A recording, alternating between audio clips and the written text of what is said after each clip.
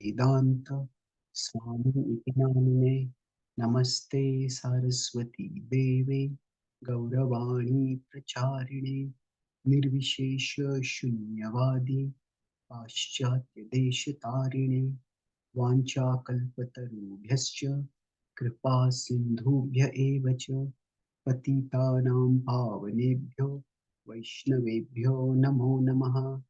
जय श्री कृष्ण चैतन्य प्रभु नित्यानंद श्री अद्वैत गदाधार श्रीवासादि गौर भक्त वृंद।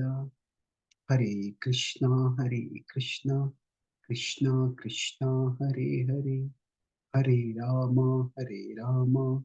राम राम हरे हरे। हे प्रभु, हम सबको मार्गदर्शन कीजिए ताकि हम इस जगत में संसार दावानल है जो अग्नि निकलती है उसको हम बढ़ाए नहीं पर उसको हम शांत कर सके, ताकि जो भी समस्याएं आती है, कॉन्फ्लिक्ट्स आती है, उनके हम परे जा सके। हरे कृष्णा।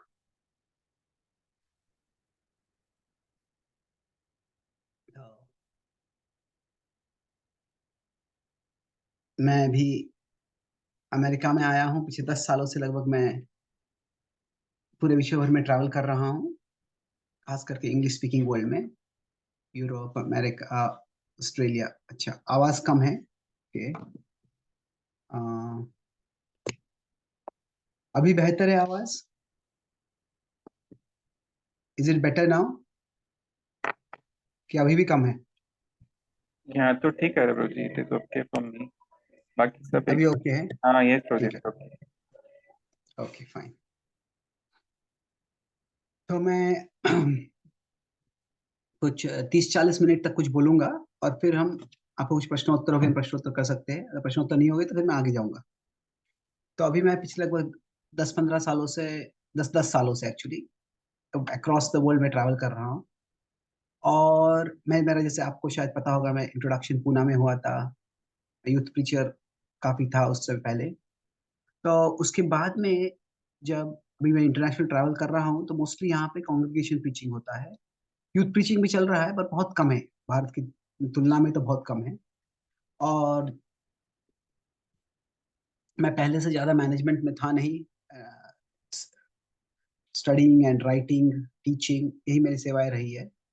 पर जब मैं ट्रैवल करता हूँ तो मैं अलग भक्तों से मिलता हूँ, और एक तरह से जो मेरा पर्सपेक्टिव है ये कॉन्फ्लिक्ट्स के बारे में, कॉन्फ्लिक्ट्स को देखने का एक नॉन मैनेजरल पर्सपेक्टिव है। तो नॉन मैनेजरल, इसका एक एडवांटेज है, इसका डिसएडवांटेज भी है कि जो नॉन मैनेजरियल पर्सपेक्टिव मतलब क्या है कि जब मैं कहीं जाता हूँ तो इट्स लाइक वहां पे अगर कोई डिवोटीज में कॉन्फ्लिक्ट्स है तो इट्स नॉट दैट मेरा किसी से कोई फेवरेबल है, किसी से अनफेवरेबल है। दोनों साइड में कोई कोई फ्रेंड्स हो सकते हैं मेरे, उससे फर्क नहीं पड़ता है मुझे। So the overall point is that non non managerial perspective to managerial conflicts. अभी सारे कॉन्फ्लिक्ट्स जो होते हैं वो मैनेजरियल होते हैं ऐसे नहीं है, पर अल्टीमेटली वो मैनेजमेंट के पास आते हैं क्योंकि मैनेजमेंट को डिसाइड करना है कि कॉन्फ्लिक्ट्स को कैसे रिजॉल्व करना है। तो इन दैट सेंस वो मैनेजमेंट तक आ जाते हैं। तो यहाँ पे मैंने जो भगवत गीता के 16.2 में एक श्लोक बताया गया है, वो कितना महत्वपूर्ण है मुझे इंक्रीजिंगली समझ में आ रहा है। क्या है? वो कहता है अपैशुनम। अपैशुनम मतलब aversion to fault finding, Prabhupada जिसको ट्रांसलेट करते हैं कि दूसरों में दोष, इट इज ऐसे नहीं कि दोष नहीं देखना है, का भाव यह है जितना कम दोष देखे उतना अच्छा है। हमें दोष देखने में आनंद नहीं लेना है, एवर्जन टू फॉल्ट फाइंडिंग। तो अभी ये जो दोष हो रहा है, जो दोष देखना है मतलब क्या है कि हम कुछ करना चाहते हैं और कोई और जो है वो कुछ और करता है। तो उसमें क्या हो जाता है, हम एक चीज चाहते हैं कि कोई चाहता है कि अभी हम मंदिर में ये कार्यक्रम करना है, हमको ये फेस्टिवल इस पद्धति से करना है। कोई बोलता है नहीं, इस पद्धति से नहीं करना है, उस पद्धति से करना है। कोई बोलता है कि हमको एक्सपैंड करना है तो अभी बड़ा मंदिर बनाना है। कोई बोलना है कि हमको ठीक है, इस तरह से आर्किटेक्चर नहीं बनाना है, उस तरह से आर्किटेक्चर बनाना है। कोई बोलता है कि नहीं हमको इतना बड़ा टेम्पल हॉल बनाना है, कोई नहीं हमको गेस्ट रूम और बनाने हैं। तो क्या है, ये एक तरह से छोटी छोटी चीजें हैं, पर ये बहुत बड़ी चीजें भी है। तो इससे कॉन्फ्लिक्ट्स होता है। तो कैसे है कि हम जब भक्ति करते हैं तो उसमें एक चीज है कि जो कृष्णा कॉन्शियसनेस है, इसके लिए हमने एक इंस्टीट्यूशन बनाया है। शिला प्रभु हमने मतलब प्रभुपाद जी ने बनाया हुआ है। तो क्या इसमें एक भाग जो है वो वृंदावन का भाग है।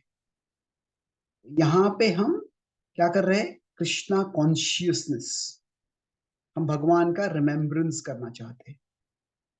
और रिमेम्बरेंस के लिए बहुत सुंदर सुविधाएं है, बहुत अच्छा आकर्षक मंदिर है, डीटीज है, ये सब है। पर क्या है, उसके साथ साथ जो जो कृष्ण भावनामृत आंदोलन जो इस्कॉन है, ये एक तरह से वृंदावन है और दूसरी तरह से वो कुरुक्षेत्र भी। अभी कुरुक्षेत्र क्यों है वो, कुरुक्षेत्र इसलिए है वो कि इस जगत में जब हमें कुछ भी करना है, तो फिर जब हमें इस जगत में सर्विस करनी है, सर्विस इन दिस वर्ल्ड, इस जगत में जब हमें सेवा करनी है तो जरूर समस्याएं आ ही जाती है। क्योंकि क्या है, रिमेम्बरेंस के लिए देयर इज नो लिमिटेशन। अगर मैं कृष्ण का स्मरण ज्यादा करता हूँ, या मैं ये मैं ये बुक पढ़ना चाहता हूँ, मैं ये लीला स्मरण करना चाहता हूँ, उससे वास्तव में दूसरों को कुछ समस्या नहीं होने वाली। पर जब मुझे कुछ सेवा करनी है, इस जगत में करनी है, तो उसमें लिमिटेशंस होते हैं। कोई बोलता है कि हमको मंदिर का आर्किटेक्चर ऐसे बनाना है, तो बोलता है नहीं हमको वैसे बनाना है। तो अभी इससे कॉन्फ्लिक्ट शुरू हो जाता है। तो क्योंकि हम इस भौतिक जगत में हैं जहाँ पे सब कुछ सीमित है, इसीलिए जो कॉन्फ्लिक्ट्स है वो अनअवॉइडेबल है, वो तो होने ही वाले हैं, उनको हम टाल नहीं सकते।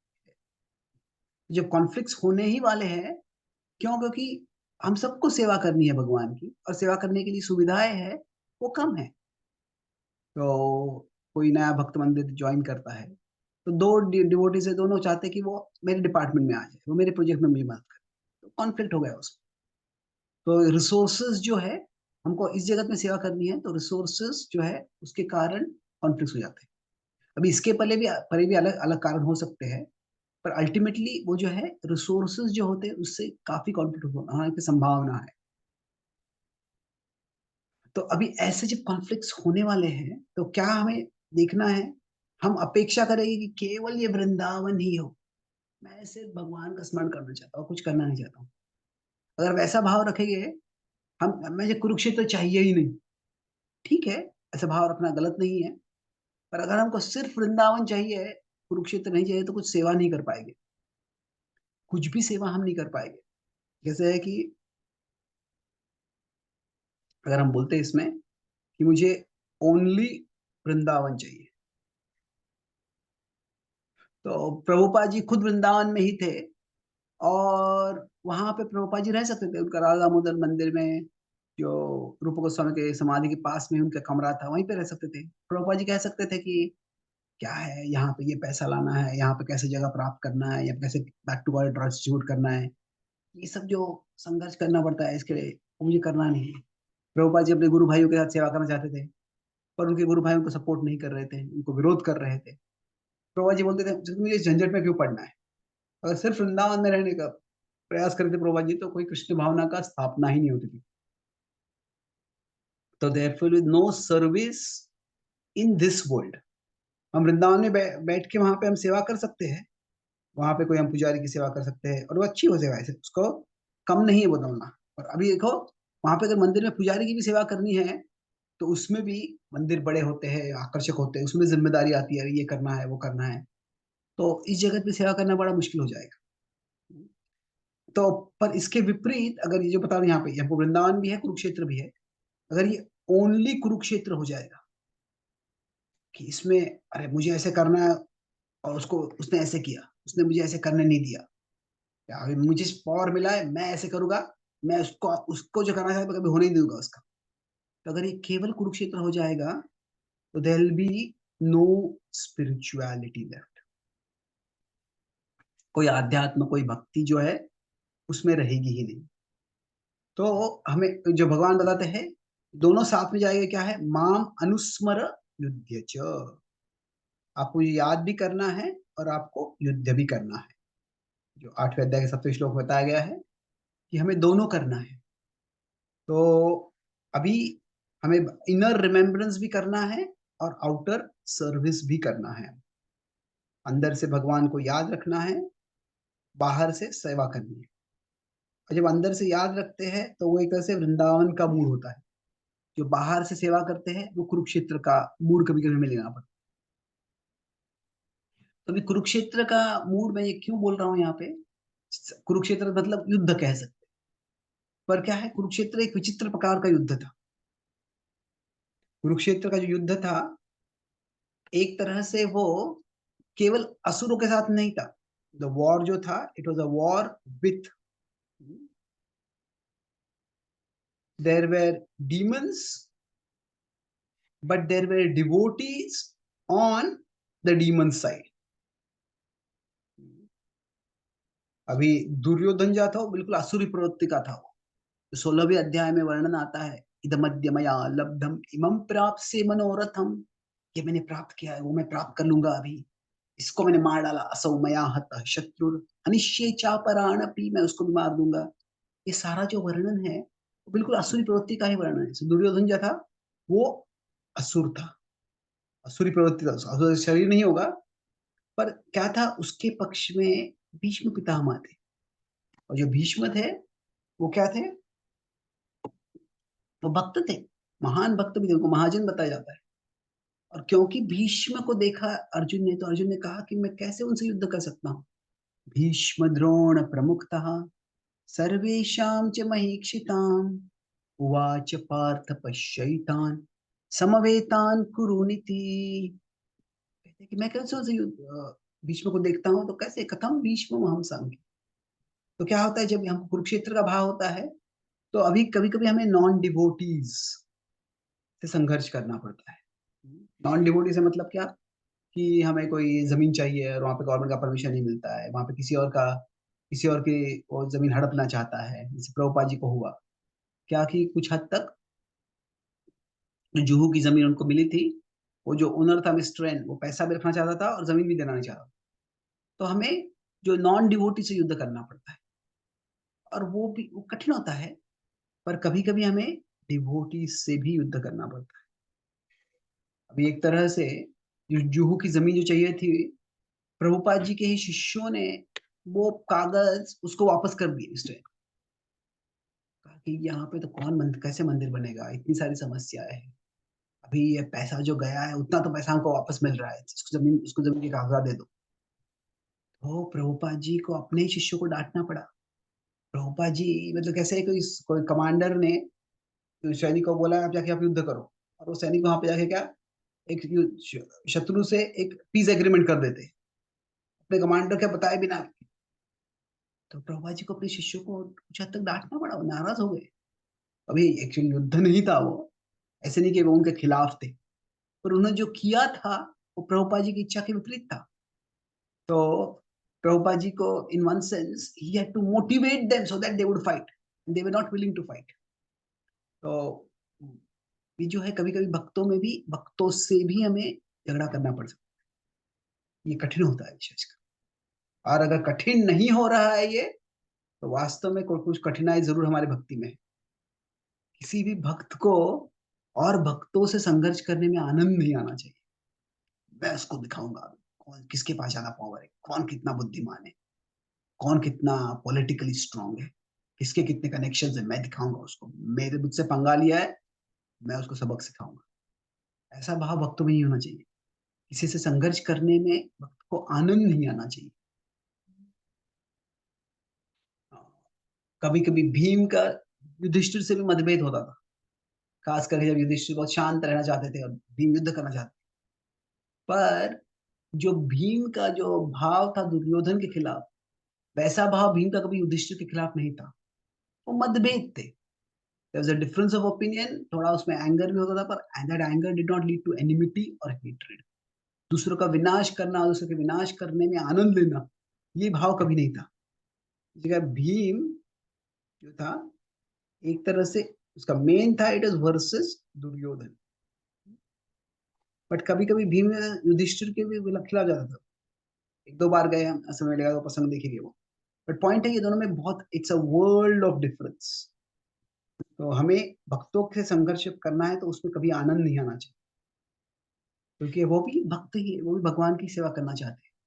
पर इस जगत में रिसोर्सेस कम है, इसीलिए हमें कुछ करना पड़ेगा। ऐसा नहीं है कि प्रभुपाद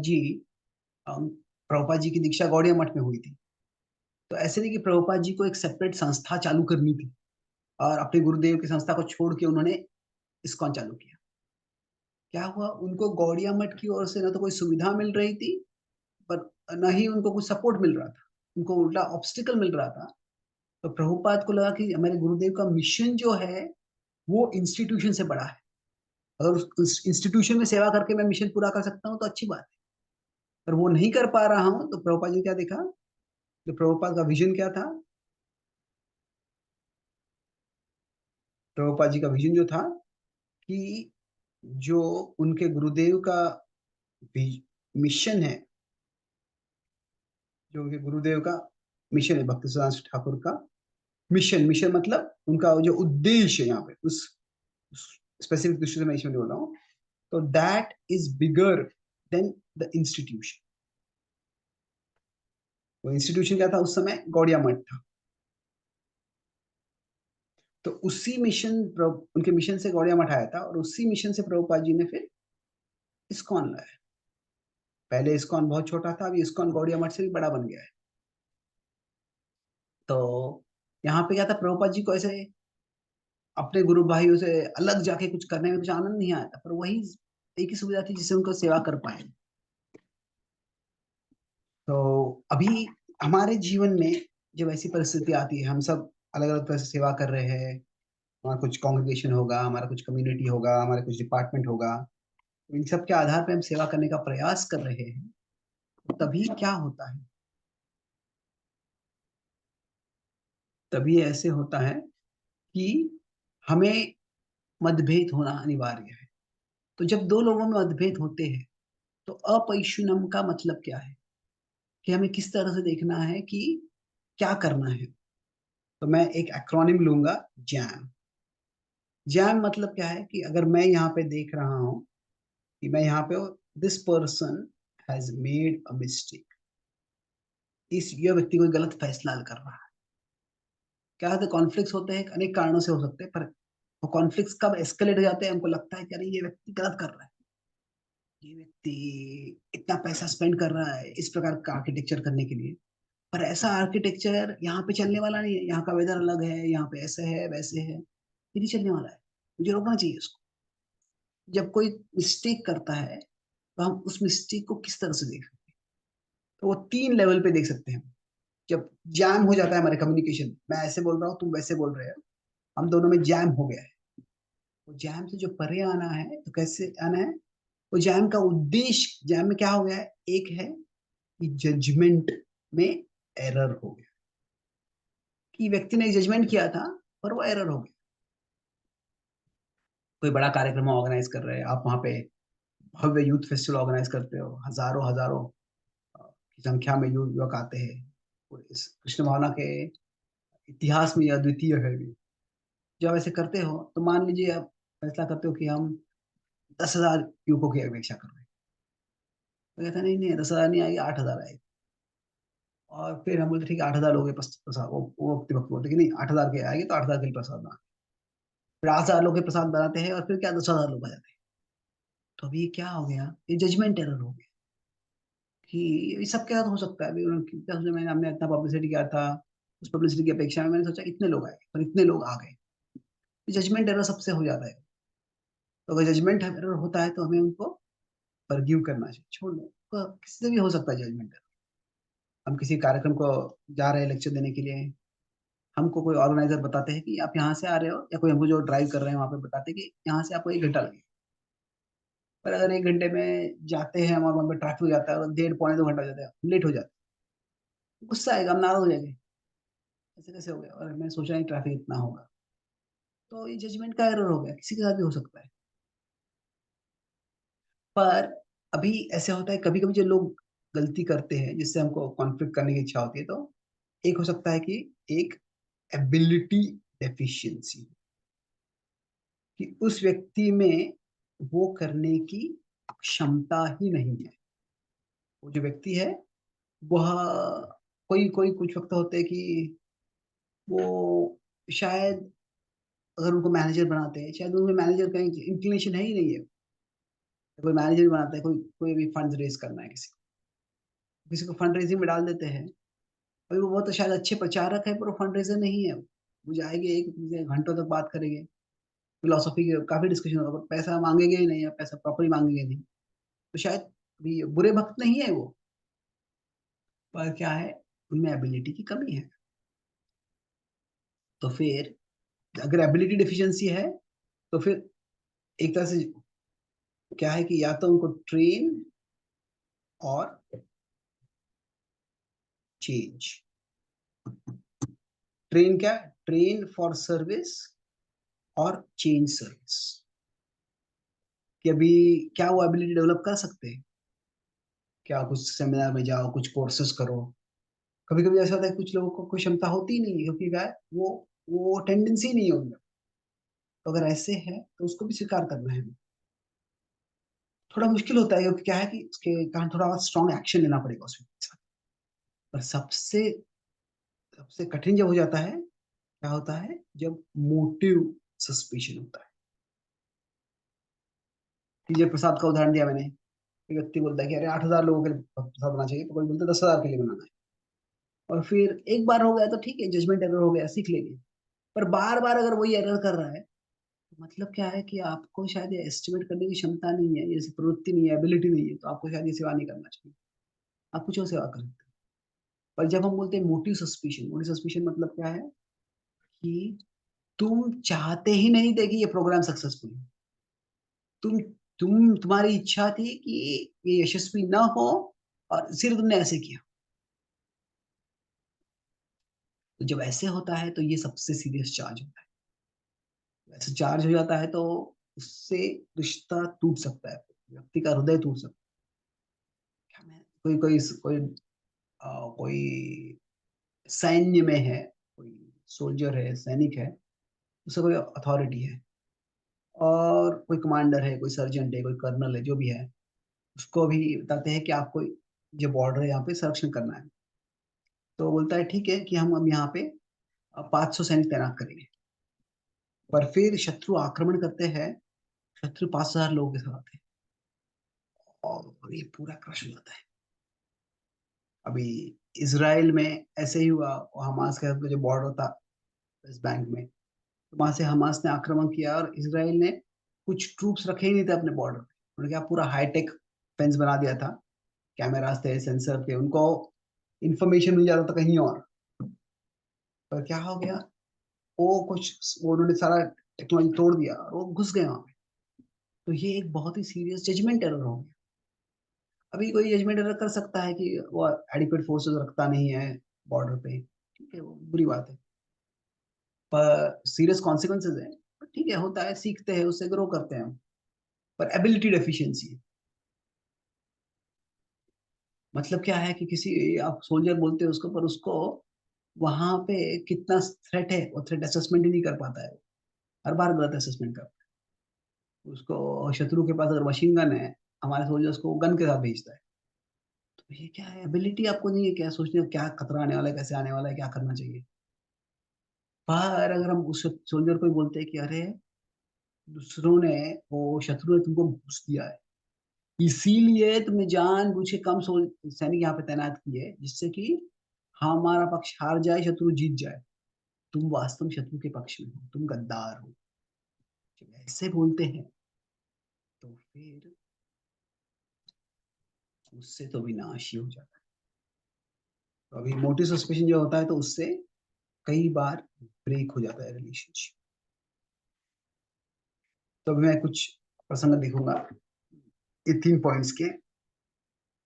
कैसे है कि रामायण में हम चर्चा करते हैं, तो रामायण में क्या होता है कि जब लक्ष्मण और सीता रुके होते हैं, राम आने वाले होते हैं हिरण को लेके, और काफी समय चले जाता है, सीता की चिंता बढ़ रही होती है। और जब सीता की चिंता बढ़ रही होती है, तभी आवाज आती है, हे लक्ष्मण, हे सीता। आवाज आती है, सीता को क्या हो गया, ये कैसे हो गया, ये क्या करना है इसको। जब ऐसे हो जाता है तो तभी लक्ष्मण कहते हैं कि वहां पे कुछ समस्या नहीं है। एक्चुअली वो बहुरूपी जो हिरण बन गया था, उसने ये आवाज की नकल की है।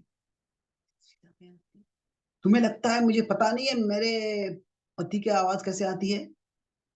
मैं पहचानती हूँ, तुम नहीं पहचान पाओगे। नहीं, नहीं, नहीं।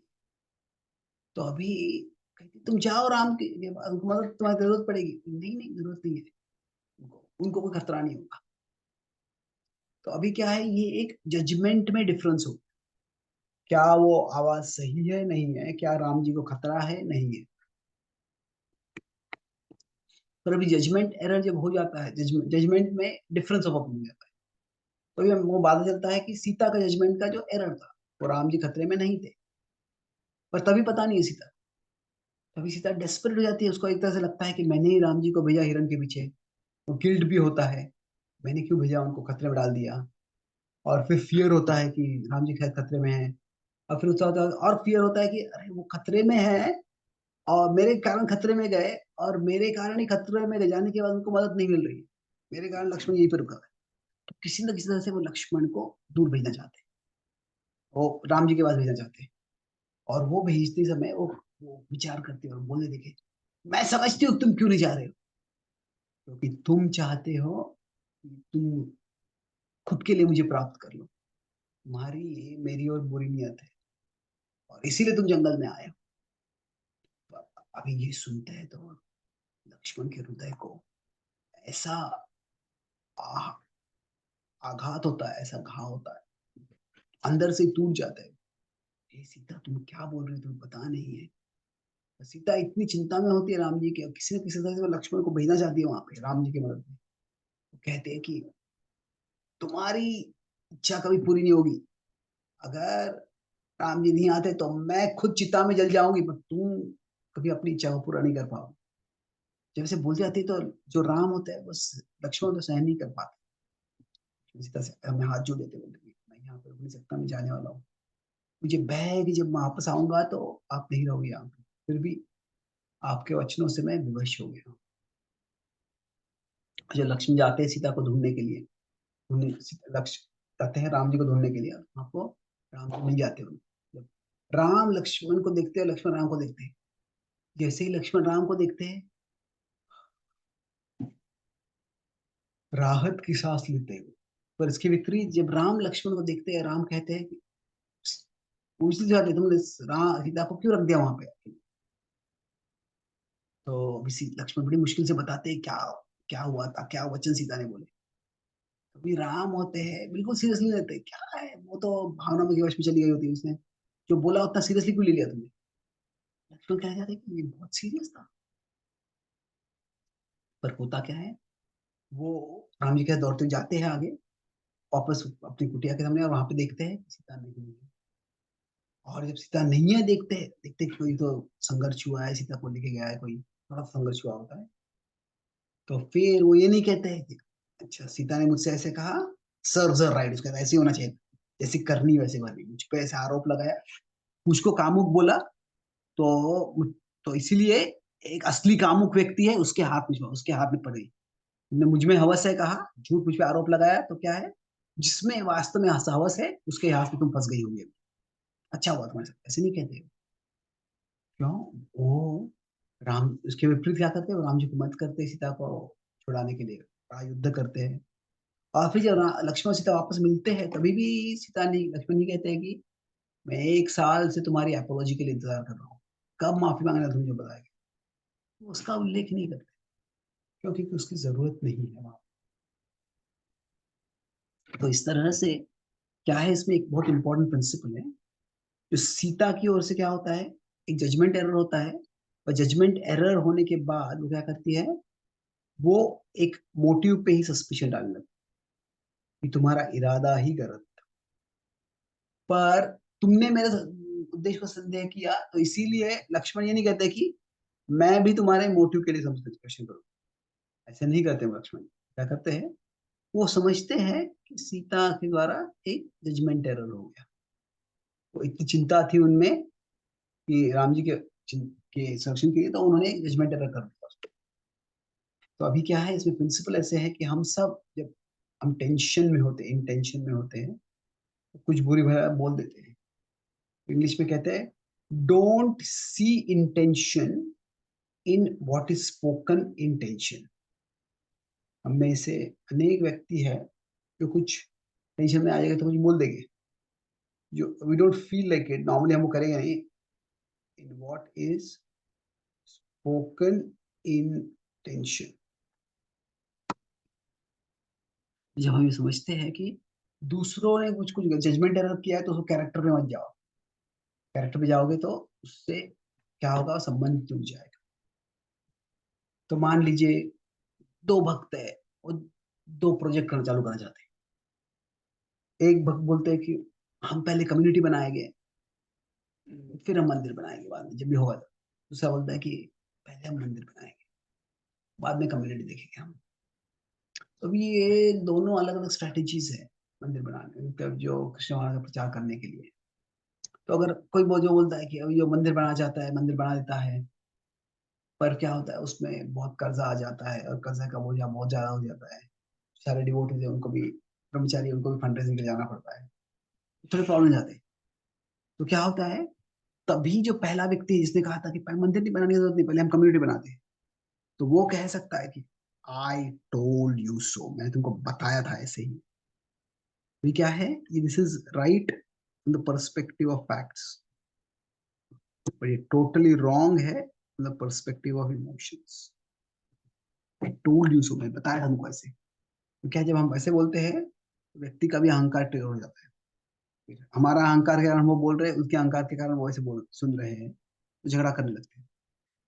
तो इसीलिए ठीक है, अभी ये हो गया, तो क्या कर सकते हैं, क्या हम सीख सकते हैं, क्या हम इसको टाल सकते हैं, ऐसे हमें देखना है। जब हम कर पाते हैं, उससे हम आगे बढ़ सकते हैं। तो अभी यही जो परिस्थिति है, जिस सीता और लक्ष्मण के बीच में वो ट्रेजिक हो गया था, तो वैसे ही मैंने देखा है कि इस्कॉन के मैनेजमेंट में कई बार ऐसे हो जाता है। एक भक्त कुछ मैनेजमेंट के मीटिंग में कुछ हीट में बोल देते हैं, और जब मैनेजमेंट हीट में कुछ बोल देते हैं, तो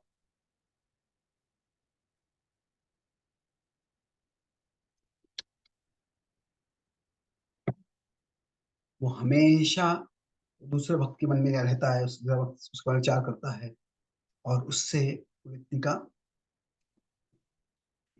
उनका संबंध टूट जाता है। तो क्या है कि don't see intention in what is spoken. जब हम एक दूसरे से बात कर रहे हैं, जब हमारे साथ कॉन्फ्लिक्ट है, तो ठीक है, उनका जजमेंट एक एरर है, उनका शायद विचार अलग होगा, उनका प्रायोरिटीज अलग होगा, उनका मूड अलग होगा।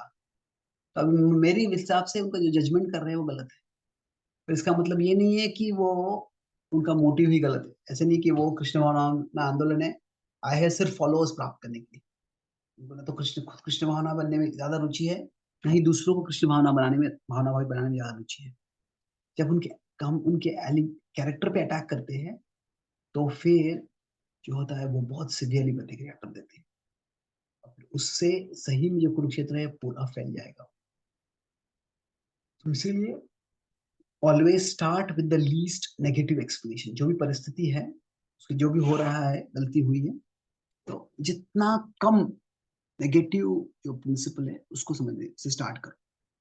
और अगर कोई नेगेटिव प्रिंसिपल से स्टार्ट भी करता है तो उसको छोड़ दो, क्योंकि हो जाता है वैसे। अगर बार बार कर रहा है तो बात अलग है। तो अभी कैसे हम देख सकते हैं कि ये जो जैम हो रहा है, जजमेंट एरर, एबिलिटी डेफिशिएंसी और मोटिव सस्पिशन, ये आखिरी पॉइंट से मैं कंक्लूड करूंगा। अभी हम कैसे समझ सकते हैं कि क्या हो रहा है, किसके कारण व्यक्ति ने ऐसे किया है। एक तो है कि हम उस व्यक्ति का जो जैम में है, विच इनमें से, तो समझने के लिए हमें 3 चीजें देखनी है। सबसे पहले है कि वो व्यक्ति का सिचुएशन क्या था, उसके सर्कमस्टेंसेस क्या थे, कि वो किस प्रकार से उस परिस्थिति में कार्य कर रहा है। उसके बाद हमें देखना है कि उस व्यक्ति के इंक्लिनेशंस क्या है, उसका नॉर्मल स्वभाव क्या है। ये सर्कमस्टेंस जो एक्सटर्नल है, इंक्लिनेशंस जो इंटरनल है। और उसके बाद में ये काफी महत्वपूर्ण है कि हमें talk with, not just talk about.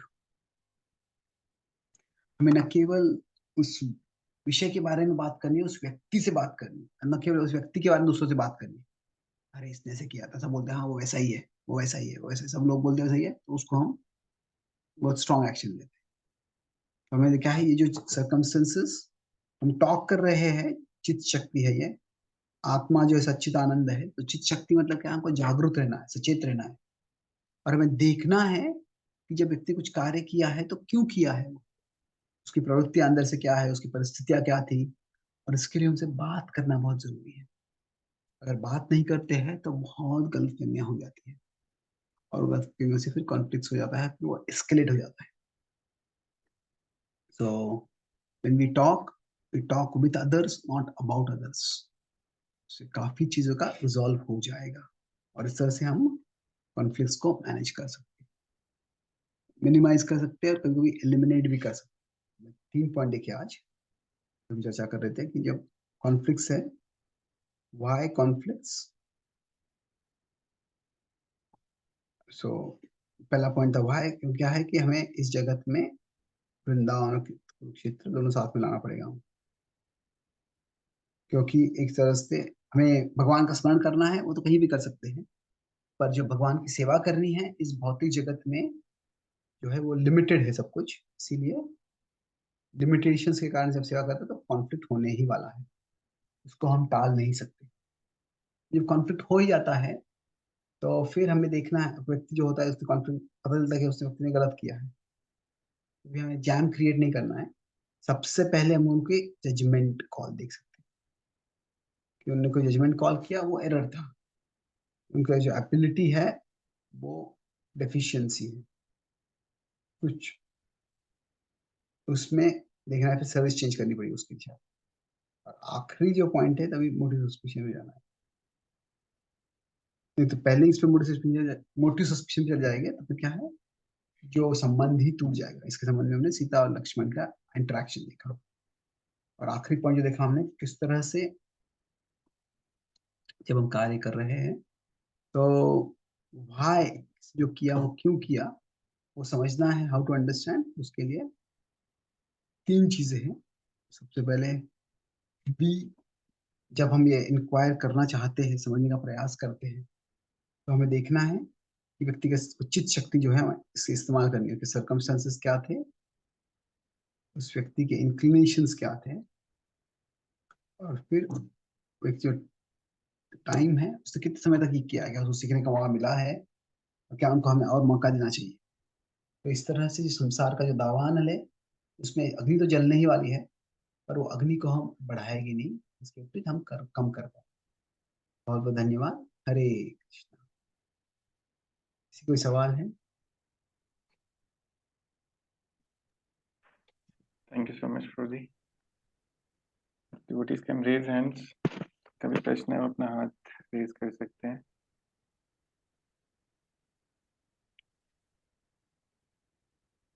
हरे बोल महाप्रभु।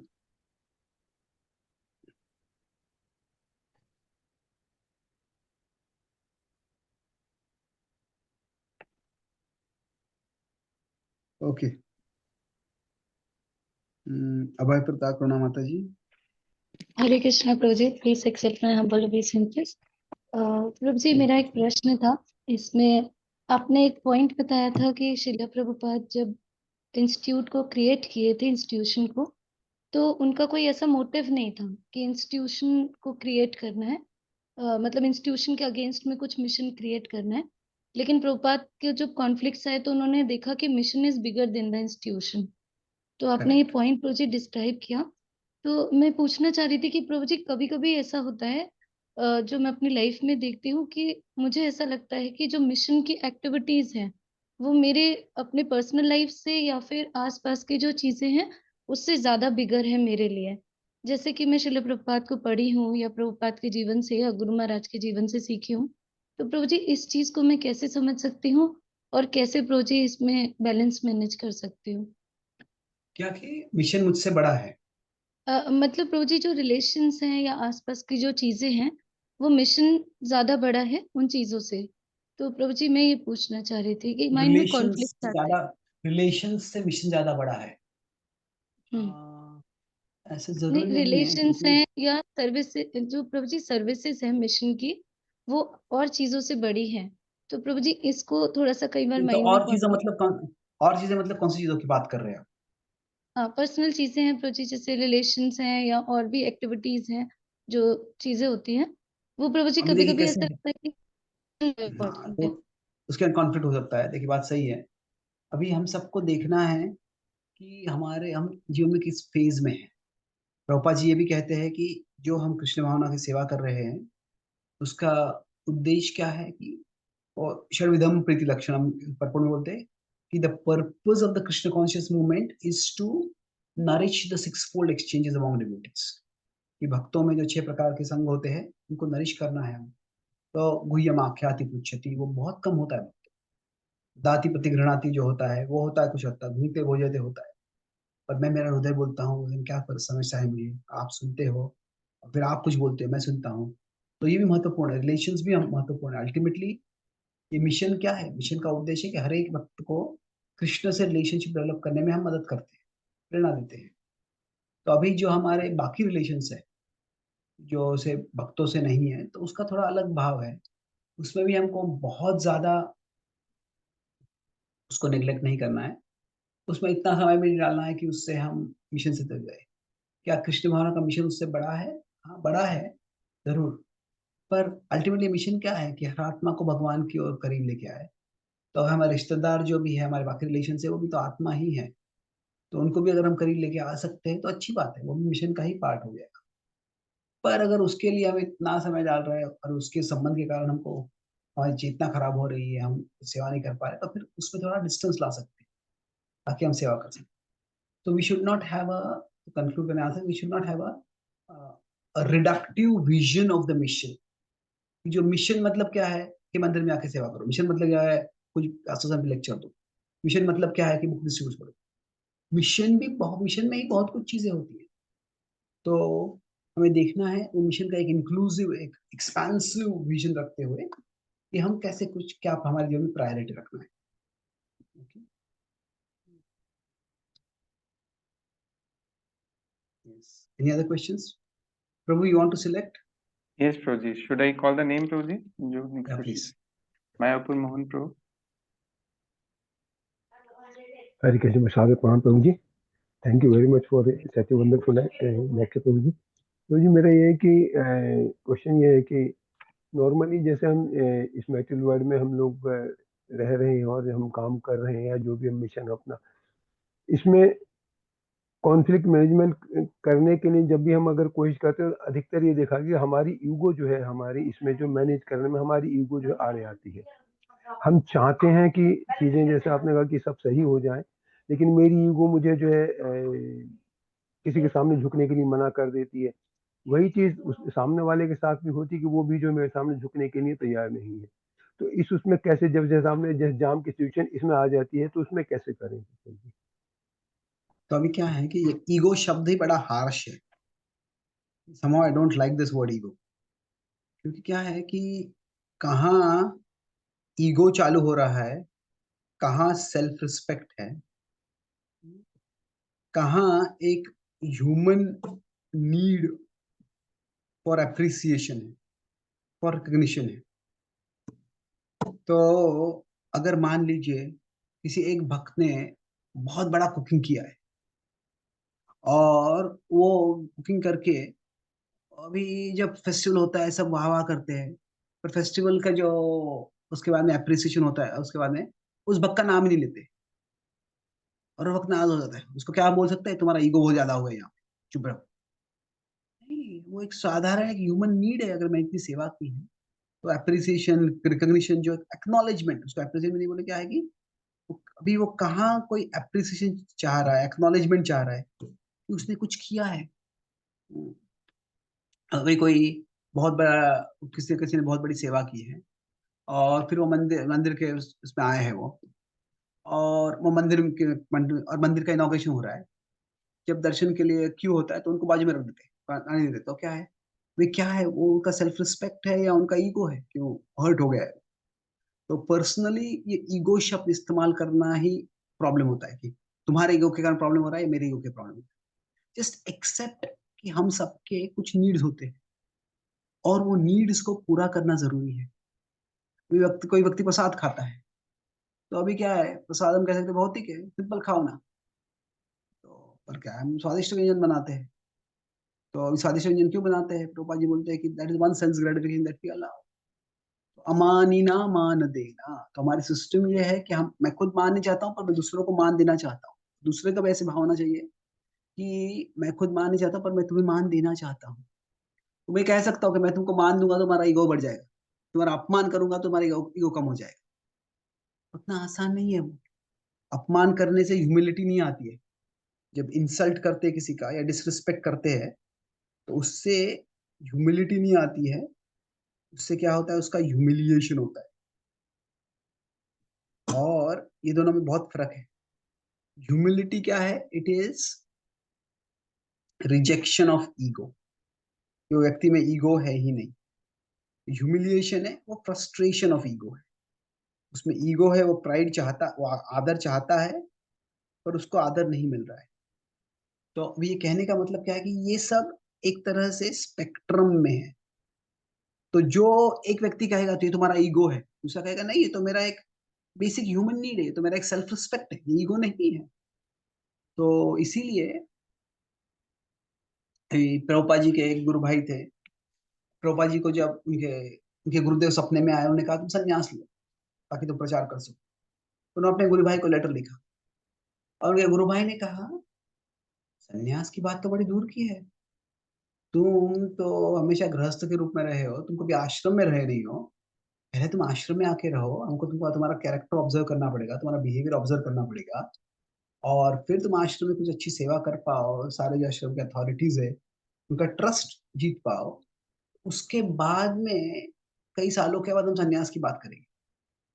कई साल नहीं होते, उसके बाद में हम संन्यास का विचार कर सकते। तो अभी प्रभुपाद जी ने सोचा कि मेरा समय नहीं है मेरे पास। क्या प्रभुपाद जब संन्यास चाहते थे, क्या वो ईगो से चाह रहे थे? और जब व्यक्ति प्रभुपाद सोच रहे, अरे मेरे गुरु भाई बोल रहे हैं कि तुम्हें ये करना चाहिए तो मैं वही करूंगा, तो क्या है, नहीं किया प्रभुपाद जी। अपने दूसरे गुरु भाई के पास गए, दूसरे गुरु भाई से उन्हें बात की, उन्होंने कहा जरूर तुम आओ, तुम्हें संन्यास लेना चाहिए, मैं दे दूंगा तुमको संन्यास। तो इसीलिए ये ईगो, सेल्फ रिस्पेक्ट, ह्यूमन, ये इसमें कौन सा क्या है उसको समझना मुश्किल है। तो लेट्स फोकस ऑन सर्विस, कि अगर हमें ये सर्विस करनी है तो ये सर्विस करने के लिए हमें क्या जरूरी है। ये सर्विस करने के लिए अगर इस भक्त को इस प्रकार का कंफर्ट मिलना जरूरी है, इस प्रकार को इस भक्त का आदर मिलना जरूरी है, तो जहां तक हो सके हम प्रयास करते हैं। तो इसीलिए क्या है, जब हम ईगो बोल देते हैं कि इट जस्ट वो ऐसा लेबल हो जाता है कि उसके बाद में क्या करें। अभी मैं ईगो चाहता नहीं पर मुझे ईगो है, ठीक है, ईगो है, आई एम फीलिंग हर्ट, तो why am I feeling hurt, तो व्हाट इज द सॉल्यूशन। ठीक है, तुमने मेरी वो बात नहीं सुनी थी, उससे मुझे बहुत बुरा लगा। वो बोलेगा तुमने ये बात सुनी थी, मुझे बुरा लगा। तो क्या होता है कि हम सब में ये ईगो बोलने की जगह पे हमें देखना है, मैं किसी के साथ काम करना है तो हम उनसे शायद 10 चीजों के बारे में बातचीत करते हैं। तो उनमें से शायद 2 चीजें जो है वो मेरे लिए नॉन नेगोशिएबल है। नॉन नेगोशिएबल मतलब अगर हम, अगर आपको ये ऐसा करना जरूरी ही है, हम ये चीज ऐसी इसी पद्धति से करेंगे। जो दूसरा व्यक्ति है शायद उनके लिए भी 2 चीजें नॉन नेगोशिएबल, कि तुम्हें ये तो करना ही चाहिए। हम अगर मंदिर बनाएंगे तो हमको बड़ा ही मंदिर बनाना है, कोई बोले कि दूसरा नॉन नेगोशिएबल है कि अगर हम फंड्स रेज करने वाले हैं तो सारे फंड जो है इस ऐसे अकाउंट में, किसी के पर्सनल अकाउंट में नहीं जाना चाहिए। कोई दोनों सेवा के भाव से सही हो सकते हैं। अभी क्या है कि बोलेंगे ठीक है ये नॉन नेगोशिएबल रखा है, तो इसके बीच में जो होता है दो दो चीजें मेरे लिए, दो चीजें तुम्हारे नॉन नेगोशिएबल है, बीच में जो चीजें नेगोशिएबल है, ठीक है, ये तुम्हारी पद्धति से हम कर सकते हैं, ये मेरी पद्धति से कर ले। So I think using the word ego is a very unhelpful label. It does not help us to find a solution. तो उसकी जगह पे देखना है, ठीक है, मैं इस परिस्थिति में हूँ, इस परिस्थिति में मेरे लिए ये नॉन नेगोशिएबल। अगर मैं ये सेवा करने वाला हूँ तो ऐसे ये होना चाहिए उसके साथ। अगर तुम ये सेवा करने वाले हो तो तुम्हारे लिए महत्वपूर्ण है, ठीक है, ये मैं कोऑपरेट करूंगा तुम्हारे लिए। तो क्या है, फिर क्या है, उसके कुछ चीजें होती हैं वो नेगोशिएबल होती है हमारे। इसमें क्या है, रिलेशनशिप्स में अभी हम बोलेंगे कि मैं एवरीथिंग इज नॉन नेगोशिएबल, मैं कुछ भी निगोशिएट नहीं करूंगा। अगर ये प्रोजेक्ट होना चाहिए, ये काम करना चाहिए, हर चीज मेरे ही मन से होनी चाहिए। और दूसरा है कि we make everything is negotiable, ठीक है, तुम सीनियर हो, तुम्हारी मैं नम्र होना चाहता हूँ, तो क्या है, तुम्हारी हर बात सुनता हूं मैं। उससे क्या होगा, मेरे अंदर हृदय में इतना रिजेंटमेंट आ जाएगा, इतनी घृणा आ जाएगी, बाद में एक विस्फोट होने वाला है। तो एवरीथिंग इज नॉन नेगोशिएबल बोलूंगा तो मैं क्या होगा, मैं इनफ्लेक्सिबल हो जाऊंगा, मैं ही ऑब्स्टिकल बन जाऊंगा। पर एवरीथिंग नेगोशिएबल हो जाएगा तो मैं क्या होगा उसमें, I will become inflammable. Inflammable में अंदर से जलने लगूंगा और कहीं ना कहीं उससे एक्सप्लोजन हो जाएगा। तो इसीलिए नेगोशिएट, ठीक है, तुम्हारे लिए इंपॉर्टेंट है, तुम्हें ये नहीं हुआ, तुमको इतना बुरा लगा, क्या तुम समझा सकते हो मुझे इससे इतना बुरा क्यों लगा तुमको? वो व्यक्ति समझाएगा, अच्छा ठीक है, मुझे समझ में आया कि आ, अच्छा ये कारण था, तो हम उतने को समझते हैं, ठीक है, हम इसके लिए एडजस्ट कर सकते हैं। नेगोशिएट करे हुए तो क्या होगा, फिर उससे हम आगे बढ़ सकते हैं। There will find that there is a way ahead. Any other questions? Yes Prabhu ji. Bhanumati Lakshmi Mata जी।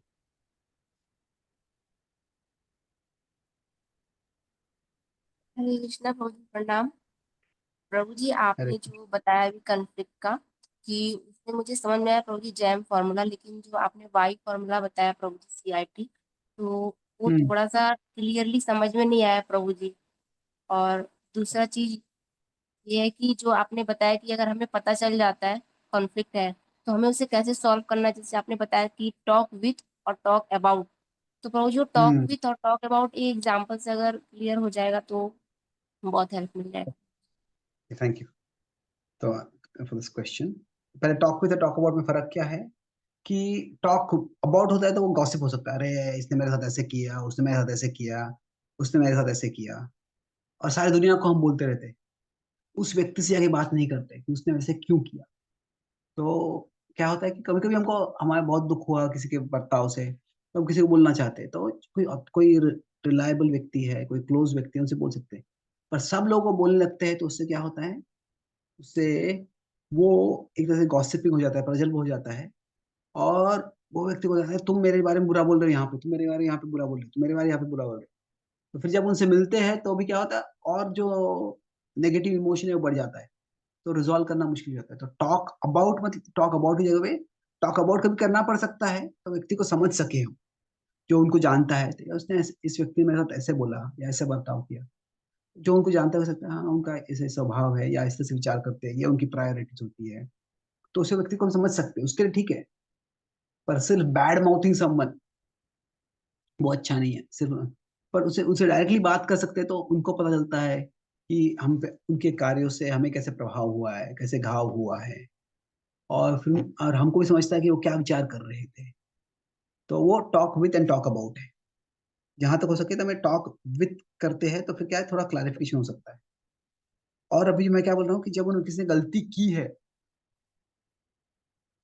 जैसे उन्होंने कैसे ऐसे बर्ताव किया जिससे जिससे कुछ नुकसान हुआ है, किसी मुझे दुख हुआ है, कुछ उनकी कुछ गलती हुई है, तो मैं बोल रहा था कि यहाँ पे कि क्या वो गलती परिस्थिति के कारण हुई है, क्या उनकी मनोवृत्ति ही वैसे है, वो हमको पता कैसे चलेगा।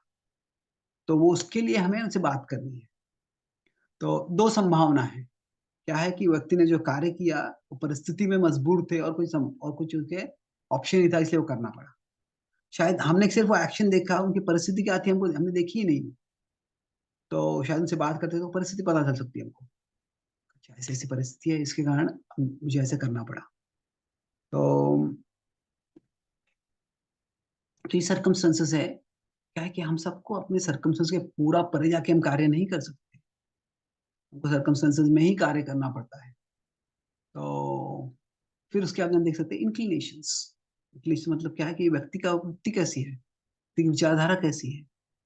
तो ठीक है, उन्होंने वो कार्य किया है, पर क्या वो किसी को हार्श कुछ बोला उन्होंने, पर क्या वो जो जस्टिफाई कर रहे हैं, क्या वो रेगुलरली करते हैं कि एक बार किया उनको बुरा लग रहा है, उन्होंने कुछ उसका चेंज किया है, तो फिर वो हमसे देख सकते हैं। तो ये सब समझने के लिए हमें टॉक करना जरूरी है।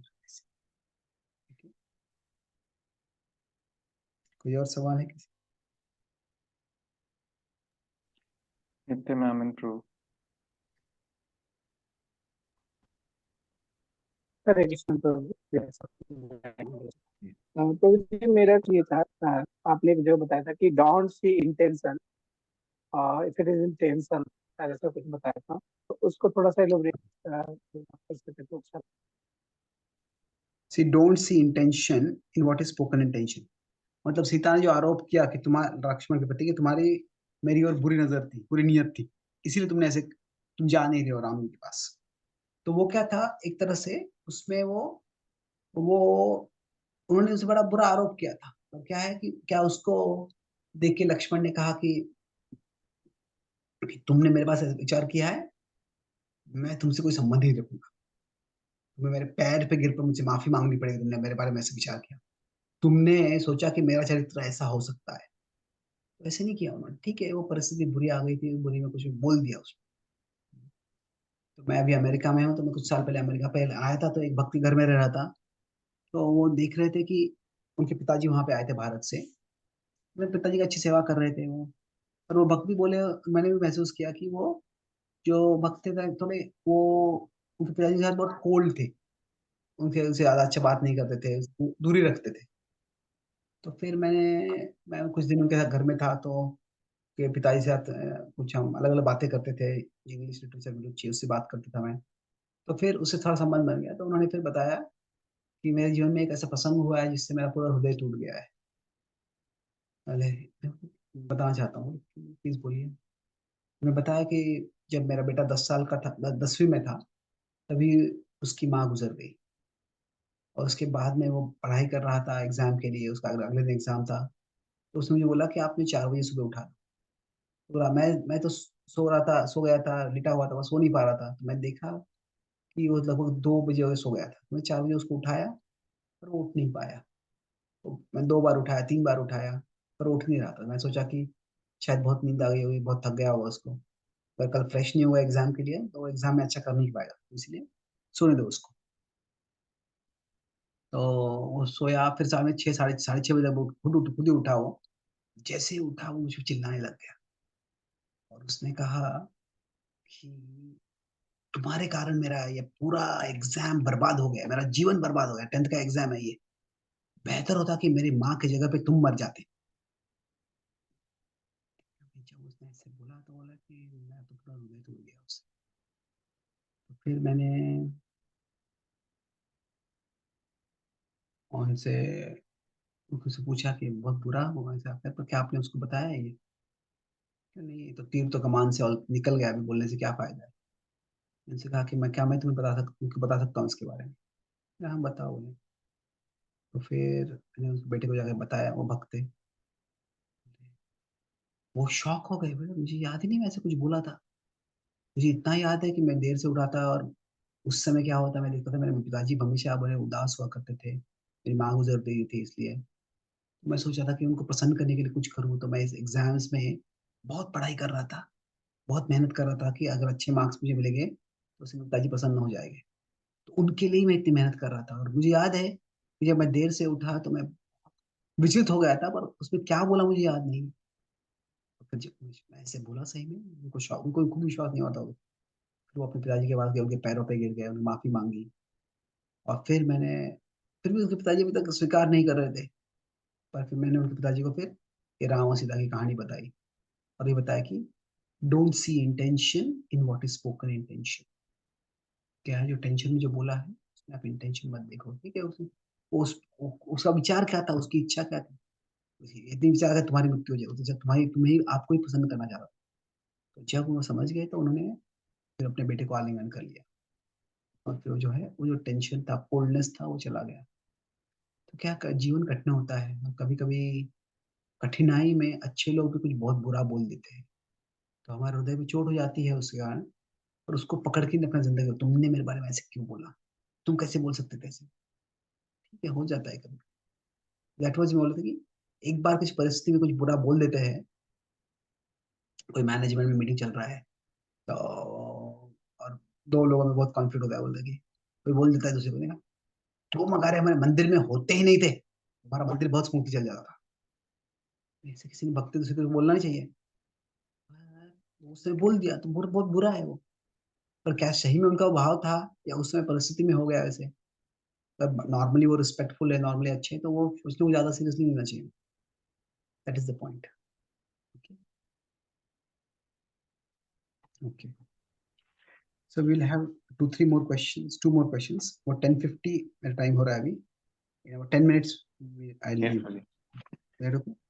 Okay, yes, Prabhuji. Radhikeshwar Prabhu.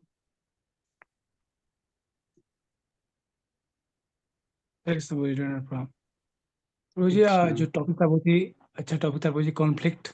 तो जब प्रीचिंग मूवमेंट में जाते हैं तो हम लोग देखते भी प्रभु जी कि हमेशा ही ये कॉन्फ्लिक्ट का मतलब जनरली हमेशा आए दिन होते रहता है, इश्यूज आते रहते हैं कुछ ना कुछ। तो जनरली हम लोग हमारे यहाँ जो इशू हो रहा है प्रभु जी, मैं उसके रिगार्डिंग पूछना चाह रहा था। ऐसा है प्रभु जी, आज हम लोग नया नया प्रीचिंग स्टार्ट करते हैं तो हमें हेल्पिंग हैंड चाहिए रहते हैं। तो हेल्पिंग हैंड चाहिए रहते हैं तो हम लोग यूज करते हैं, जैसा नहीं कि वो बहुत एडवांस है तभी उस प्रकार की सर्विस देना चाहिए। तो हमको सर्विस देना पड़ता है क्योंकि अब चाहिए हमको हेल्प, तो उस टाइप की सर्विस देना पड़ता है कि उनको लीड रोल में मतलब करना पड़ता है, उनको लीड रोल में मतलब वो आ जाते हैं या मतलब आ जाता है क्योंकि वो सेवा देना पड़ रहा है। और हालांकि वो डिवोशनली उतना एडवांस नहीं हुए रहते हैं, लेकिन अब नया नया है तो लोग कनेक्ट हुए तो हमको हेल्पिंग हैंड चाहिए, तो हमको आगे प्रमोट कर देते हैं या फिर उनको सर्विस देते हैं हम, मतलब कि हाँ ठीक है आप ये देखिए करना, और वो लेते भी हैं स्टार्टिंग में। लेकिन धीरे धीरे अब चूंकि या तो मतलब मेरा अंडरस्टैंडिंग ऐसा मतलब ऐसा सोचता हूँ मैं कि हो सकता है कि भक्ति में ज़्यादा आगे नहीं बढ़ने के कारण सेवा मिल गया लीड करने का, तो थोड़ा कुछ ईगो और इस टाइप की चीज़ें आ ही जाती हैं, मतलब आ गई, ऐसा होता है। तो ऐसे लोगों के साथ हम कैसे फिर आगे कैसे डील करें, अगर हम उनसे सेवा लेते हैं वाला और सेवा लेना मतलब पॉसिबल नहीं होता है क्योंकि और मेरे पास कोई उसका सब्स्टिट्यूट हमारे पास कोई होता नहीं है कि उसको हम कैसे, और फिर उस सेवा को कौन करेगा, फिर कैसे करेंगे। तो ऐसे क्या है चीज कि ऐसे सिचुएशन में कैसे ये डील कर प्रैक्टिकल, सकते हैं। हाँ ये प्रैक्टिकल प्रॉब्लम है। यस ये प्रभुपाद जी थे, प्रभुपाद जी जब थे उसी समय उनका एक शिष्य थे, वो शिष्य कहने लग गए कि मैं भक्ति सिद्धांत ठाकुर का इन रीइंकार्नेशन पुनर्जन्म हूँ।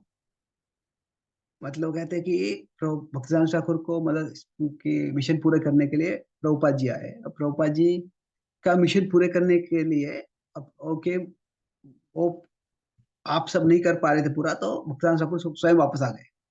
तो एक तरह से वो क्या कर रहे थे, खुद को प्रभुपाद जी से बड़ा बोलने का प्रयास कर रहे थे। अब ये तो क्लियरली अहंकार का लक्षण है। कुछ ऐसे भक्त थे वो प्रभुपाद जी के पसंद की उपस्थिति में दीक्षा देना चाहते थे।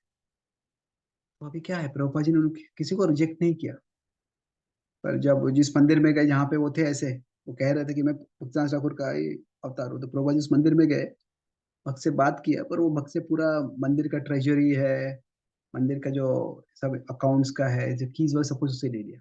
ठीक है, आप सेवा कर सकते हो पर आप कुछ और सेवा करो। तो क्या है कि किसी में अहंकार बहुत ज्यादा हो जाता है तो फिर समस्या आती है।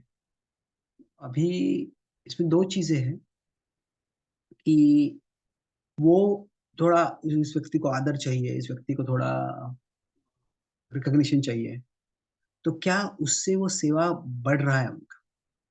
अगर सेवा बढ़ रहा है तो धीरे धीरे सेवा से ही शुद्धिकरण हो जाएगा।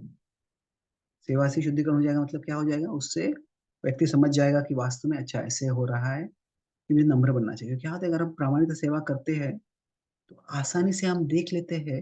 तो हम बाकी प्रामाणिक भक्तों से मिलते हैं जो सेवा कर रहे हैं, और मुझे लग रहा होगा मैं बहुत मेहनत कर रहा हूँ, पर मैं भक्तों के समय रहूंगा, देखो तो मुझसे ज्यादा मेहनत भी करने वाले भक्त हैं, मुझसे ज्यादा समर्पित भी भक्त हैं। तो वो देख के धीरे धीरे नम्रता आई जाती है। तो अगर वो कनेक्शन रख रहे हैं भगवान से, तो कनेक्शन से प्यूरिफिकेशन हो जाएगा। पर अगर वो ऐसे हो रहा है कि उनका जो प्राइड है उनका, उसके कारण वो भगवान से कनेक्शन रख ही नहीं रहे, और वो न केवल खुद नहीं रख रहे पर दूसरों का भी कनेक्शन डिसरप्ट कर रहे हैं, तो फिर थोड़ा उनको वार्निंग देना जरूरी है। पर क्या है कि अभी हर व्यक्ति को थोड़ा रिकग्निशन जरूरी है, और अगर वो व्यक्ति जो रिकग्निशन भक्तों के संग में नहीं मिलेगा उसको, तो वो क्या करेगा, अभक्तों के संग में जाकर रिकग्निशन देखेगा। वो जो मेरे एक कॉलेज में मित्र थे, वो अच्छे, he was a very good public speaker पहले से ही। तो वो पहले से ही भगवद्गीता में उनको बहुत रुचि थी, और वो अच्छा, भगवद्गीता अच्छे वो थोड़ा बहुत बोलते थे। वो इस्कॉन में आ गए, उन्होंने प्रभुपाद जी की गीता पढ़ी, बहुत अच्छी लगी उनको, बोले कि मैं प्रचार करना चाहता हूँ। तो क्या हुआ कि उनको बोले कि अरे तुम्हें इतना वाला जब पहले करना चाहिए, उसके बाद तुम प्रचार कर सकते हो, तुम्हें ये नियम पालन करना चाहिए, ये नहीं करना चाहिए। ये वो सब बात सही है, पर क्या हो गया कि वो बोल रहे थे, अच्छा ये नियम का उल्लेख भगवद्गीता में कहाँ है, कि इतना माला जब करना चाहिए, भगवद्गीता में उल्लेख क्या है? बोलते कि भारत में भी इतने दूसरे धर्मों का प्रचार हो रहा है, इतना अधर्म हो रहा है, तो भगवद्गीता के बेसिक्स में सिखाना चाहता हूँ, तुम मुझे क्यों रोक रहे हो? तो एनीवे, तो उनको बोल तुमको तुम्हें बहुत ईगो है, तुम पहले हम्बल बनो, तुम नियम पालन करो, बाद में तुम प्रचार कर सकते हो। हुआ क्या, वो छोड़ के चले गए। वो अभी रामकृष्ण मिशन में गए, रामकृष्ण मिशन के एक टॉप 10 प्रीचर्स में से एक है वो भी। तो और हुआ अभी वहां पे सन्यासी बन गए। तो इस्कॉन लॉस्ट अ प्रीचर।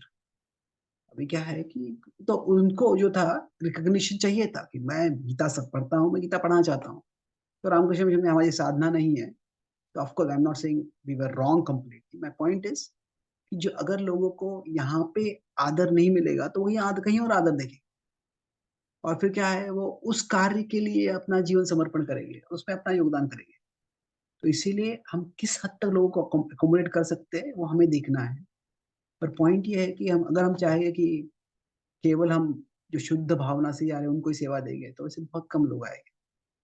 तो आसान नहीं है ये, पर अगर कुछ चीजों के बारे में उनको बोल देंगे ना कि हाँ, आप ये सेवा अच्छे से कर रहे हो, लोग आपके प्रशंसा भी कर रहे हैं, और ये अच्छी बात है आप जो कर रहे हैं, पर आप ये एक दो चीजें जो है ना, ऐसे करोगे तो लोगों को थोड़ा बुरा लगता है, ऐसे ऐसा करेंगे तो लोगों को लगता है कि आपको बहुत अहंकार आ गया है। ऐसे नहीं बोलता कि तुम्हें अहंकार है, बोला कि ऐसे आप करोगे तो लोगों को प्रतीत होगा कि आप में बहुत अहंकार है, कि आप में प्रामाणिकता है सेवा करने की, पर लोगों को प्रामाणिकता दिखेगी नहीं। पर अगर ऐसे करने की जगह पे ऐसे करोगे, तो वो थोड़ा और आसान हो जाएगा लोगों को। भक्तों के समाज में आपको स्वीकृति मिलना, आदर मिलना, वो आसान हो जाएगा। Generally I don't think we should reject devotees just because they have a little pride. Okay? Yes. Shukriya Prabhu. Shashi Priya Mataji. Hare Krishna, Prabhuji, Sadar Pranam. Yes. Prabhuji, this jam formula which you just taught us, it seems to be a progressive formula. That first time if someone has done some mistake from a management point of view, then we see कि judgment में कोई error तो नहीं है, and then बराबर। अगर बार-बार judgment में error हो रहा है, then we see कि कहीं ability में deficiency तो नहीं है। अगर ability में deficiency आ रहा है बार-बार, then we go to motive suspicion तो नहीं है, suspicious तो नहीं है। प्रभु जी, क्या ऐसा भी पॉसिबल है कि हम तो सोच रहे हैं कि जजमेंट एरर है, बट हो मोटिव सस्पिशियस, और हम एज ए मैनेजमेंट गलत कॉल ले लें, और हम जजमेंट के लिए उसको फॉरगिव कर दें, और उसका मोटिव सस्पिशियस हो, या वाइस वर्सा भी हो सकता है। तो इसके लिए कोई प्रूफ फॉर्मूला है प्रभु जी? वो तो मुश्किल है, इसी व्यक्ति से बात करना ही जरूरी है। क्या कोई भी इसमें इनफैलिबल नहीं होता है। प्रभुपाद जी के समय में एक बार एक शिष्य थे, उनके बहुत बड़े लीडर थे, प्रभुपाद जी उनका बहुत गुणगान करते थे, फिर उनका पतन हो गया। तो फिर सारे मूवमेंट में बड़ा शॉक हो गया उस समय। तो फिर कुछ लीडर्स थे, उन्होंने पूछा, वो सोचते थे प्रभुपाद जी तो प्योर डिवोटी है, प्रभुपाद जी, क्या प्रभुपाद जी ने गलती की इस व्यक्ति को इतना बड़ा आदर देके, इतना बड़ा पोस्ट देके? आ, फिर उन्होंने प्रभुपाद जी से बात की। प्रभुपाद जी ने कहा कि हर व्यक्ति के पास फ्री विल होता है, और जिस तरह से उसने सेवा की थी उसके आधार पर मैंने उनको कुछ पोजीशन दिया, एम्पावरमेंट दिया, पर फ्री विल का उन्होंने भी दुरुपयोग कर दिया। तो क्या है कि माया बहुत स्ट्रांग है, इसलिए हम कुछ गारंटी नहीं दे सकते कि हमारा जजमेंट सही होगा। तो हम केवल व्यक्ति का ट्रैक रिकॉर्ड देख सकते हैं और उनसे बात कर सकते हैं, उनके मन को जितना हम समझने का प्रयास कर सकते हैं समझते हैं, और फिर उससे कॉल लेते हैं। कभी वो सही होगा, कभी गलत होगा। तो इसीलिए it's not easy to decide. Management में खास करके जो डिसिप्लिनरी एक्शन होता है वो काफी मुश्किल होता है एक्चुअली फैसला करना। तो इसीलिए अगर केयरफुली और प्रेयरफुली हम करते हैं वो, तो फिर संभावना ऐसा है कि हम एक है कि उस भक्त को ज्यादा हम ओवर डिसिप्लिन नहीं कर रहे, और उस भक्त को ज्यादा लीनियंट भी नहीं हो रहे, ताकि वो दूसरों को और उनको डैमेज ना करे अपनी गलती से। So it's not easy. Like managerially we have to become careful, उनको ऑब्जर्व करें, उनका हिस्ट्री देखें, उनके उनको आजू बाजू में लोग हैं उनसे बात करें, जानकारी प्राप्त करें प्रॉपर्ली, केवल एक स्नैप जजमेंट न ले। और जो हमें प्रेयरफुल भी होना चाहिए था कि हम अंदर से भगवान से कनेक्टेड है, और फिर उसके आधार पर हम फैसला लें। But yes, it is progressive, कि पहले हमें जजमेंट एरर देखना है, उसके बाद में एबिलिटी डेफिशिएंसी, और आखिरी उसमें हम मोटिव पे जाना है। लास्ट क्वेश्चन, श्याम करुणा प्रभु।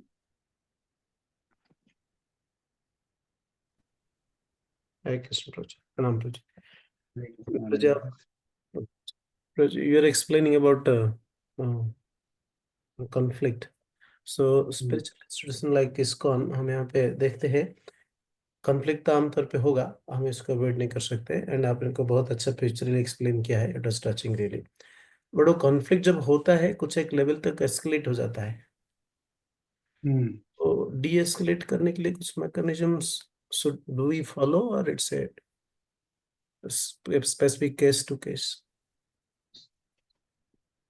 अगर बहुत एस्केलेट हो गया है ना, तो फिर उसको डी एस्केलेट करना बड़ा मुश्किल होता है। तो फिर कैसे होता है कि भक्त, दो भक्त सिंसियर भी हो सकते हैं, पर ऐसे हो सकता है कि शायद वो दो काम नहीं कर सकते साथ। पांडव जब थे, उनके रिप्रेजेंटेशन में कृष्ण गए शांतिदूत के रूप में, तो कृष्ण ने पांडव के लिए 5 गांव मांगे, एक गांव नहीं मांगा। सारे पांचों पांडव जो थे वो वास्तव में एक बहुत यूनाइटेड थे, पर फिर 5 गांव क्यों मांगे? क्योंकि वो क्षत्रिय है, हर एक क्षत्रिय को अपना अपना क्षेत्र जरूरी होता है। तो कुछ तो क्षेत्र यहाँ पे मैं कार्य करूंगा, तो उस तरह से क्या होता है, कभी कभी लोगों को स्पेस ही देना पड़ता है। मतलब क्या है कि बहुत कॉन्फ्लिक्ट एस्केलेट हो गया है, तो थोड़ा डिस्टेंस क्रिएट करना जरूरी है। ठीक है, एक प्रभुपाद जी क्या करते थे, दो भक्तों में कॉन्फ्लिक्ट हो गया तो तुम यहाँ पे जाके एक मंदिर खोलो, तुम यहाँ पे जाके एक मंदिर, तुम यहाँ पे सेवा करो, तुम वहाँ पे सेवा करो। तो अगर हम कोऑपरेट नहीं कर सकते, तो साथ में सेवा नहीं कर सकते कोऑपरेट, तो हम कोऑपरेट कर सकते। कोऑपरेट मतलब तुम यहाँ पे ऑपरेट करो, मैं यहाँ पे ऑपरेट करता हूँ। तो हमें एक दूसरे से निंदा नहीं करनी है, एक दूसरे को हमें डिस्ट्रॉय नहीं करना है। तो कभी कभी स्पेस हो जाता है, जो तुम यहाँ पे करो, तुम यहाँ पे करो, तो उससे क्या होता है, कॉन्फ्लिक्ट डी एस्केलेट हो सकता है।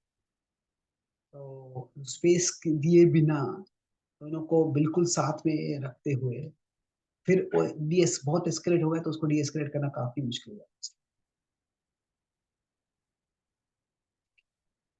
है। Thank you very much for your thoughtful questions। Let us pray कि कृष्ण भगवान हम सबको बुद्धि और शक्ति दे, ताकि जो भी कॉन्फ्लिक्ट्स हो तो संसार दावानल में जो दावानल हो उसको हम बुझा पाए, बुझाने में हम सक्षम हो जाए, और कम से कम हम जो उसको उसके हमारे कारण वो कॉन्फ्लिक्ट्स तो न बढ़े। श्री कृष्ण भगवान की जय। तो हम लोग प्रभु जी के प्रति अपना आभार व्यक्त करेंगे। Thank you so much Prabhu ji for such a wonderful session. बहुत सारा लाइन्स आज ऐसा सीखने को मिला मुझे पर्सनली, जो मुझे लगता है लाइफ टाइम हम लोग लेके जा सकते हैं। स्पेशली टेंशन में अगर कुछ बोल दिए तो उसका इंटेंशन नहीं देखना है। JAM formula, judgmental error, ability error, और फिर फाइनली हम लोग मोटिव वाला जो सस्पिशन है वो हमें सीखने को मिला। और फिर वाई हमने चित्त फॉर्मूला भी सिखाया प्रभु जी ने, सर्कमस्टेंसेस, इंक्लिनेशन, टाइम, फिर टॉक अबाउट, ये भी हम लोग को सीखने को मिला। फिर रिलेशनशिप से रिलेटेड भी क्वेश्चन पूछा गया था, उसमें प्रभु जी ने बहुत सुंदर जवाब बताया कि हमारा जो ऑर्गेनाइजेशन का मिशन है वो बहुत वाइड है, उसके अंदर बहुत सारी चीजें आता है, उसको हमें ब्रॉड माइंड सेट के साथ देखना है। फिर ईगो के लिए प्रभु जी ने बहुत अच्छा पॉइंट बताया, नॉन नेगोशिएबल और नेगोशिएबल। तो it was a wonderful session जहाँ हम लोगों को बहुत सारी चीजें आज सीखने को मिला। प्रभु से रिक्वेस्ट करेंगे कि प्रभु जी बार बार हम लोग को अपना आशीर्वाद देते रहें, अपना ब्लेसिंग देते रहें। ऑल्दो आई नो कि इट्स वेरी डिफिकल्ट, प्रभु जी का टाइम और शेड्यूल बहुत ही ज्यादा पैक्ड है। आज भी प्रभु जी के बैक टू बैक सेशंस थे, प्रभु जी ने कहा कि आधे घंटे का गैप है, उसके बाद नेक्स्ट सेशन रहेगा, but still Prabhu ji we pray for your mercy and thank you so much Prabhu ji. On behalf of all the devotees, all the leaders here, I bow down to you and express our thanks and gratitude. Thank you so much, Prabhuji. Thank you. So chant once Hare Krishna Mahamantra for Prabhuji. Hare Krishna, Hare Krishna, Krishna Krishna, Hare Hare, Hare Ram, Ram Ram, Hare Hare. Thank you very much. Hare Krishna. Thanks a lot, Prabhuji. Thank you very much.